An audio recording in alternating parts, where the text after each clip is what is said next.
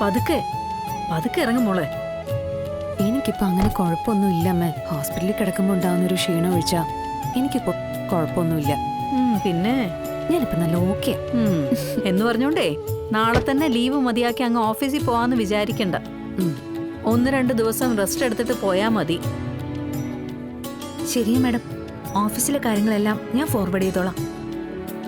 പിന്നെ കാര്യങ്ങൾ വീട്ടിലിരുന്നായാലും മാഡത്തിന് നോക്കാലോ. അങ്ങനെ പറഞ്ഞു കൊടുക്കും മോളെ.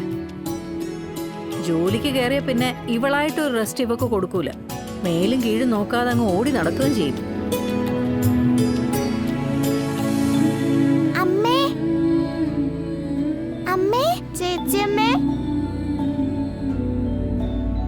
ചേച്ചിയമ്മേ ഞങ്ങളെ പിടിക്കണോ? ഓ വേണ്ട വേണ്ട, ഇവിടെ വരെ എന്റെ മോളെ എനിക്ക് കൊണ്ടുവരാൻ അറിയാമെങ്കിലേ എനിക്ക് മോളെ അകത്തോട്ട് കൊണ്ടുപോകാനും അറിയാം.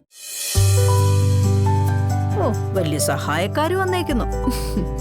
എന്നാലും ഞങ്ങളെ പിടിക്കാൻ ചേച്ചിയമ്മേ. വാ അമ്മേ വാ. വാ നടക്ക്.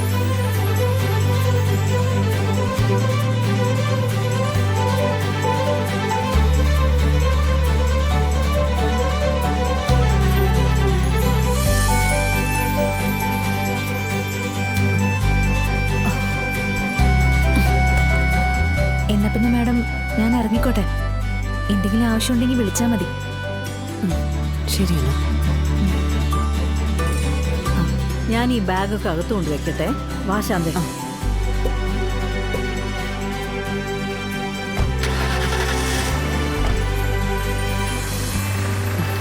ഇനി മക്കളുടെ വിശേഷങ്ങൾ പറ.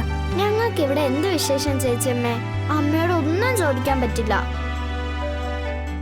എന്ത് ചോദിച്ചാലും ദേഷ്യ.